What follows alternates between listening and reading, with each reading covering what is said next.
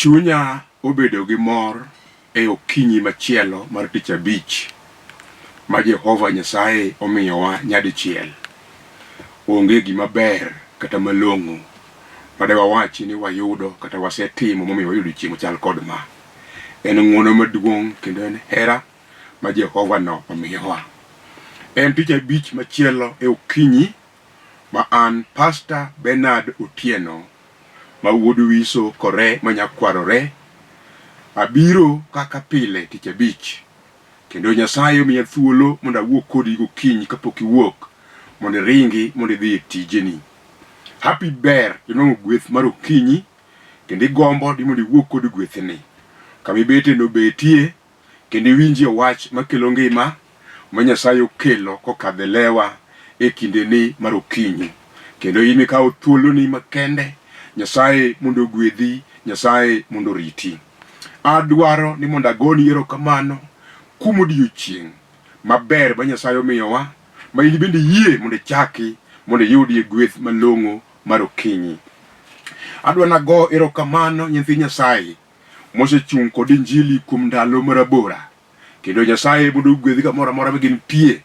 To in bende agoyo ni erokamano kuom nwang'o thuolo mondo wabed kanyakla.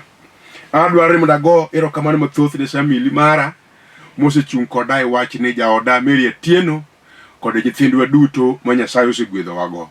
Erokamano malach ne japuonj Yusuf Josi Odimbo mar Starlight Academy, Nyasaye oting'e malo. Ago erokamano jaote Philip Anei, Israel Church of Africa Suba, wiya ok wil kode kuom gik malong'o mosetimo nikech injili. Nyamera maluoro kendo nyara nikech injili, Lilian Mokriek kantiere piny Amerika, Nyasaye mondo ting'e malo kendo mondo gwedhe kuom chungi injili. Nyara maluoro ahinya Vivian Ojiayo ka Port Victoria, wiya ok no wil kode, analamne kuom weche te, Nyasaye no gwedhe. Tiere mama na maluoro ahinya Mary Abwao ka Pap Olengo oa Lego kocha, mama na jaduong' tuo hospital Siaya, pod alamone, Nyasaye biro chung' kode kibiro neno gik madongo ma Nyasaye timo. Adwa nago erokamano nomera Michael Masiaga mar Rehema OVC kuom tich matek mosetiyo nikech injili. Jakom Joseph Onyango kanitiere Dandora, en bende wuod Kochia, chunya mor kodi ahinya. Adwa nagoni erokamano kuom gik madongo ma Nyasaye oseketo chunyi mondo itim nikech injili. Nyamera maluoro Eunice Matunga ka Sori ka Bondoramba, en bende agone erokamano kuom sechungi injili kuom higni mang'eny. Wiya ok nyal wil gi nyithi Nyasaye maseneno komako bada osechungo injili kuom kinde marabora kamoting'o Pastor Dan Owade ka Seme Kubudho. Nyasaye mondo gwedhi ahinya. Japuonj Okwanyo Dede kaka Kinyago Primary School, wiya ok no wil kodi, alamoni kendo Nyasaye mondo chung' kodi e weche duto te. Ang'eyo ni ji to ng'eny mosechungi injili, kendo pile ka pile gimedore kaneno gik madongo ma jo Nyasaye timo. Kata kamano thuolo nyalo tama mondo avul ji duto. Tamor jok maseful lowgo, Nyasaye mondo mak badegi kendo gichung' motegno nikech injili. Chunya mor kodi in bende ma ikawo thuolo ni kawuono mondo iyie kendo iwinji ni weche te timore kuom yie kendo injili timo gik madongo. Adwaro bende ni mondo anyisi, samoro ine luoro ndi mokwongo, akwayi ni mondo ing'e ni jo Lolwe ka ma kargi mar tich to gimiyowa mondo wayalie Yesu. Osanda tego mako yalo wach ni gik madongo timore. Adwaro Nyasaye mondo gwedhegi mang'eny, Nyasaye mondo umgi. To giselokonwa studio ni mobedo karwa mar joluo. Kiwinjo injili kamoro moko ka to gimoro maber bayi, winji ka erini e karwa mar joluo. Wabiro yalo e Yesu ratego kuom kinde manok ma Nyasaye medongore mobede ge pinyni. Kendo jo Lolwe un bende Nyasaye mondo gwedhu kuom bedo gi paro mondo wayal Yesu e studio u, Nyasaye mondo gwedhu ahinya. Bende achaka ng'ado ni rieko ni kiyie mama na kata baba na kama impie kata wadwa, samoro in piny inyalo gombo ni yudie kitape moko mumbe moko mabeyo maduogo chunyi. Wacho ni karamo ni en mana yo achiel kende.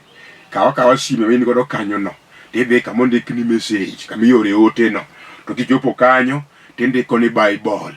Kisetieko ndiko kamano to ore namba mar 71920.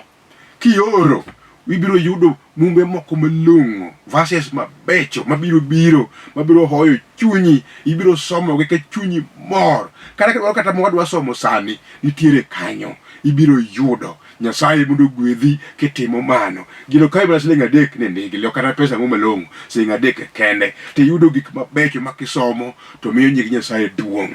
Mano ema omiyo chunya obedo mamor gokinyi mondo kawuono obedo chieng' makende ahinya ma ng'ato wache niya, injili mar gweth mar okinyi masani ni ok aaye nono, bende ok achaka abedi ka nakwano lal kod kasara, to mae odiochieng' kendo mae okinyi mayudo kuom ng'wono mar Nyasaye madwa kawe wachna, kendo gige ne duto te mosekethore osana ma jadwok gik moko biro duoko ni sani. We mondo ajiwi kama intiere no, akia kama intiere ing'eye maber. Akwayi kuom ng'wono mar Jehova, donge niyie kibolori? Kech ma wach meno ka ji bolore ne, dhano duokore ne piny, ji timore ne nono, eki yudie gimoro. We akwayi kuom ng'wono, bolri ane, go chongi piny mondo walam Nyasaye. Wuonwa kendo Nyasachwa, agoyo ni erokamano e okinyi masani. Ayie ni ine miromo japuonj, gimosetami timo kata chiel pok oyudi. Itimo gik madongo, nyingi dong' pile kipako, nikech loch kod teko kod nyalo ma en mari mosiko. Aketo mamani e lweti sani, kendo jatuo ma en godo morito, Jehova yie mondo changi. To kata ka en motuo sani, Ruodha, aketo go lweti ni mondo ipare. Obedo wach matek machalo nade ma jaduong' ni kadhe, Jehova aketo lweti sani, chung' kode mondo imiye gik ma onge mondo obedie. Alami pile ka yien gima tami timo onge. Isea timo gik madongo, iko hono sani, kida neno gik madongo bedwa timo. Timne omera ni, timne nyamera ni, timne babana ni, timne minwa ni ya Nyasaye. Ochung' kodi bichung' kode ya Nyasachwa, tim gik madongo. Alamo gokinyi ka yie idhi timo gik malong'o. Jehova, erokamano sewinjowa kendo ikodoko chunyu moduogo. Nyingi opaki nikech isetimo e nying Yesu Kristo ma Jawarwa. Amen. Akwayi kama intie ni mondo iwach ni amen, kendo bed kod yie maduong' ni osana mwayalo wachne osetimo kendo pod biro timo gik madongo. Adwa ni mondo asom kitabu mar Ayubu mokwongo 1 matindo 13, 16, 17, 18. Mumano wacho kama: chieng' moro kane oyudo nyithind Ayubu timo sawo e dala owadgi maduong', ng'ato moro nobiro ir Ayubu karingo mowachone niya, nende oyudo wapuro gi dhok, ka kenje bende kwayo machiegni lek, eka wapo ka Josubea omonjowa moyako jamnigo duto. Nene ginego jotichni duto pek, mak mana an kenda ema tony. Omiyo abiro mondo anyisi. To kane pok otieko wuoyo, jatich machielo nobiro mowacho niya, polo nende ogoyo rombe gi jokwath motho pep, mak mana an kenda ema atony. Omiyo abiro mondo anyisi. Kane pok otieko wuoyo, jatich machielo notucho mowacho niya, mon 3 mag jo-Kaldai nende omonjowa mokawo ngamia mawa kendo onego jotichni duto, mak mana an kenda ema tony. Omiyo abiro mondo anyisi. To kane pok otieko wuoyo, jatich mar 4 nobiro mowacho niya, nyithindi nende timo sawo e dala wuodi maduong', mikalausi moa e thim ogoyo ot piny monego nyithindi duto pek, an kenda ema tony. Omiyo abiro mondo anyisi. Thuon wach madwa wuoye kawuono mabende agombo ni ka Nyasaye ma jang'wono mokelonwa gweth mar okinyi odonje chunyi kendo iwinj wach nyaka giko. Akwayi ni thuon wachno wacho niya, an kenda an ema tony. Wachni omako chunya kendo Roho ma Nyasaye okele e sa mowinjore. Nikech ang'o? awuoro ni an kenda Ema Atony. Adwaro mondo in bende kama intie ibolri mondo iwachi ni an kenda an Ema Atony. Sigana masomo sani ni wuoyo kuom jotije Ayubu, kendo giwuoyo bende kuom Ayubu. Ayubu sigande ji mathoth osewinjo, oseng'eyo kaka noneno masira maduong' nikech injili ma wayalo ni. Kendo injili bende mawuoye ni kik ipar ni en gima yot, ok en gima oriere kama. Ka ng'ato donje inyalo romo kod weche moko matek, kaka Ayubu noromo kod weche matek. Ok notimo makosa, ok notimo richo, to nikech notwere kuom injili mar Nyasaye. Samoro in bende isetweri kuom injili mar Jehova, iseromo kod weche moko ma ji openjo ni tang'o momiyo olemo pile pile okinyi kukinyi, en ema obaro wiwa e landi, kendo pile ka pile godhiambo wawinje koyalo, kendo wawinje pile kolemo matek. Tang'o momiyo gik malong'o pok otimorene. Adwa ni mondo akoni ni ok ni in jamakosa, bende ok ni jaricho, to injili emomiyo tem machal kod mano nosieko dala Ayubu. Ka noling kama godhiambo kata gokinyi, to romo kod weche mamiyo chunye buok, kendo nowinjo wach matek ka jotije 4 osiekogo, wach makelo buok, wach manyalo miyo ng'ato gore piny, wach ma ng'ato onge kod yie to nyalo penjo Nyasaye ne in kure e kinde ma gik makamagi nyotimore. Samoro in bende hali ne sekale miyudo weche moko matek motami kaka ichaki, tiwinjo kawuono akelo injili mar gony, injili mar geno, injili mabro duoko ni gige ni duto te ma jasigu nyose ka molal godo nono. Iwinjo onge kama chiel miyude ber mak bana kuom Yesu ratego osana matimo gik moko duto. Ondikna kama somo ni jotich mokwongo biro to wacho ne mana wach machuoyo chunye malit, kaka jotije duto olado jamni bende odhi te, wasigu biro mokawo. En kende ng'at achiel mokelo ripoti ni en Ema Atony. Kapok otieko wuoyo, machielo biro gi wach machalre. Jotije onge modong', rombe odhi te, kanyna odhi te, nyaka nyithinde odhi te. En kende en Ema Atony obiro mondo wachi na Ayubu. Dhano 4 obiro kod weche matek. Ok ang'eyo dine bed in to dine wachi ang'o. To Ayubu kisomo piny to wacho niya, nabiro nono anadog nono, to nying Nyasaye mondo yude duong'. Apenji, gima kama kotimoreni bed ipak mana duong' mar Nyasaye, ibed iwachi ni Jehova nabiro nono, koro ber mondo kata kadok be adog nono, to nyingi mondo yud duong'. Kadipo nono ni gima kama osetimoreni, to Nyasaye machiwo geno to chiwo duoko kawuono biro kod wach mawacho niya, an kenda an Ema Atony. Kawuono adwa nyisi kaminena e sani ni, adwa duoko ni report ni in kendi in Ema Atony. Kata bed ni ya samoro kamitiyeno owachi kendo kawo kalam mondiki ni jok modong' dhi te, kendo onge tich okethore, biashara orumo, wadong' gi ji 3 kende kuom dhano 100 manyiche tiyo. Tich koro onge, ji 3 ema retain, ema wadong' godo ka kende.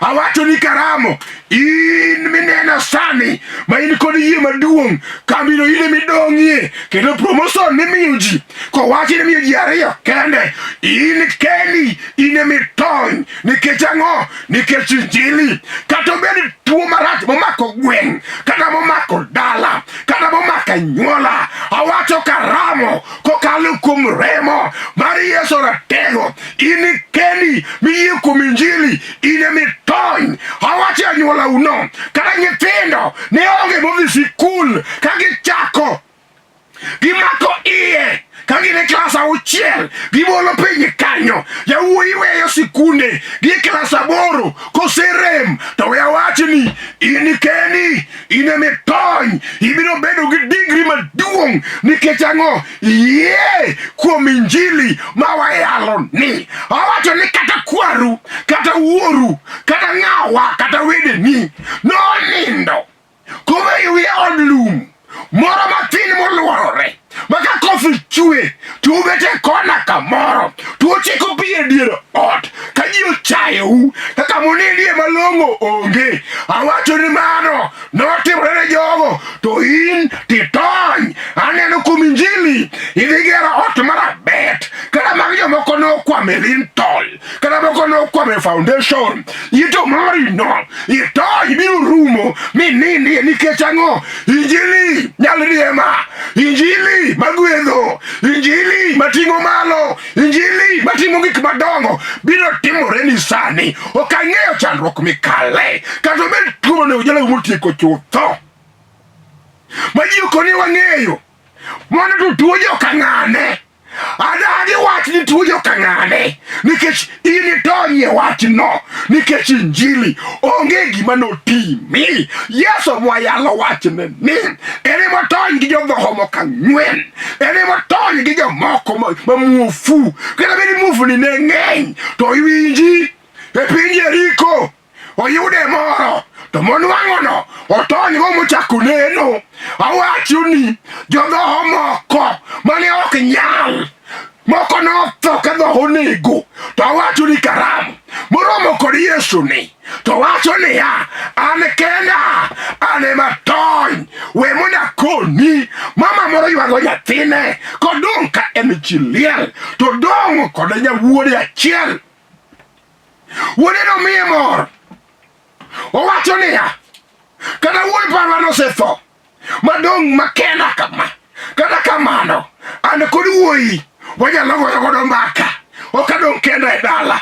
Dakika manok wuoyi nobedo tho piny lich ne piny ochame giywak gidhi mondo gidhi iki ka gichopo e kor yo giromo kod Yesu janabi, giromo kod Yesu chier mar jok mosetho. Yesu wacho ni mama we ywak nikech ang'o nyathini ok otho, nyathini nindo. Nodhi e thigo kama nokete to nomulo moluongo nyathi mokone amalo nomiye mamagi. Joma ni kanyo dong' kawuoro to kawuono wacho ni niya kijana no notony nikech ang'o nikech injili. Kik wiyi wil ni ana bende odong' ka onge nyathi. Nyiekera Penina wacho weche moko machuo chuny kode ni pile ka pile idhi e nyasi siluku kendo itimoga gik moko e nying Nyasaye kitimo nyaka chiwo kendo ulemo. Nyasachi no dako siwinji momiye nyathi mondo iting'. Sama nowuoyo kama chuny an thagore kamobede onge kod mor to chieng' manoromo kod muga maluoro gi chunya Yesu manyachiwo gik madongo nochiwo ne nyathi. Waneno gik madongo ka Samuel onyuol e lela nikech ang'o en ema notony kuom anyiera mosenyiera godo ji mang'eny. Kawuono ibedo wacho ni kama intie adwa ni dimbi kendo iwach ka in gi yie malach chunga chung iwachi ni an kenda an ema tony kech gigi na te duokona gik manonengo ayud mondo jachien okaw mano jachien odagie gik manonengo ayudi mamaro jasigu mano jasigu omaya kane Yesu osekete lweta ok nodhi chutho nikech ang'o kethruok kod ura kod ran ma jasigu kete jino anatonye awuokie nikech injili. Mamana iwinjo wadwa jaduong' dala okethre kata maragano okethre bathi tawacho ni in emitony nikech yie kuom injili. Iwinjo mama kata weche te oseruomore piny moringo lal ji penjore to ka ng'ane ka ang'o matimore kawuono nying Yesu hosana ratego makelo ngima makelo gik malong'o in emitony sani kelo ni wach Nyasaye makelo ngima mawacho niya onge ng'ama tony mak mana in kendi in miyie kuom injili in kendi in miyie kuom Yesu in kendi in miyie kuom Yesu ratego hosana ma ng'ato yie kuome to ngimane lokore ma sama ng'ato wacho niya an to nyaka tonya abiro tony kata tek manade abiro tony anachal kata winyo manyo buodho badho ai nyingi Yesu tulungo nyingi Yesu nengo paki apako nyingi Yesu ratego apako nyingo sada machungu kod ji asenene kuchungi ji mang'eny abeno chung koda ka weche tek aluoro nyingi Nyasaye no mane omiyo chunya oelore mondo abiro nopok kodi wachni mondo ajiw dhood chunyi mondo awachni chunyi owe luor nikech ang'o osana osechung' e lweny obed lweny matek mane kind goch kod goch obed lweny matek mane kind remo kod remo obed lweny matek mekin anyuola kod anyuola kata bed kind owete kod owete kata bed kind gweng' kod gweng' kata bed kama nade ng'ama manore kod Yesu en to biro mana tonya tonya ji gana kod gana biro podhe bathi bana biro ywake bathi bana biro penjo moko maduogo yudo tek sano kawacho ni karamo ini penjo mana wacha achiel kwene kuom Yesu Ruoth tini ano nade aduro gatony Yesu biro yie ni in kendi in ema itony wadwa lamo Nyasaye gi ng'ato moro achiel mawacho niya osana an bende atony. We asom kama ondiki e kitabu mar ywagruok 2 Matindo 18 wacho niya Sayun dala mochiel gi ohinga ywagi Ruoth Nyasaye gi chunyi duto pi wang'i mondo mol ka oro odiechieng' gotieno kik iwe kata matin kendo pi wang'i kik ichogi malo gotieno mondo ywag matek bang' seche 4 ka seche 4 ka ilokore weche duto manie chunyi oloka pi e nyim Ruoth Nyasaye ting' bedeni malo kilame mondo ores nyithindi manong'no tero e wang' yore duto. Iwinjo jandiko mayalo wach Jehova ma janabi mondiko ywagruok Jeremia owacho wach moro machwoyo chuny okoni ni kawuono luongi ni in Sayun amini ng'e gimomiyo ng'ato tony nyim Nyasaye mane momiyo akelo mondo obuelam Nyasaye gokinyi kapok iwuok modiniyo adwari mondo apari ni Yesu osana ratego ka ng'ato dong' kende ka dong' mana chiel yele kende ka dhano dong' ka gone siboi kendo nyere owacho ni ai mondo itony ae kethruok mathuru aka gochongi piny mondo iywagne Nyasaye kendo kik inindi ma ok en sa mar nindo sama ng'adwa ni mondo tony. Iwinjo mamana kigombo ni mondo itony to mae sa ma ng'ato wacho niya an ok abi ling' abiro siko kod Yesu osana ratego an bende para owacho ni we pi wang'i mondo mol ka ora kendo odiechieng' kodiechieng' otieno kotieno chung'e nyim osana kone Yesu niya osana chonga osikelo pi wang'a bureni oko kaparo thagruok kod weche matek duto masekale osana ng'ama dhi konya onge tiwinjo agombo kendo adwaro ni mondo atony nikech an awinjora kod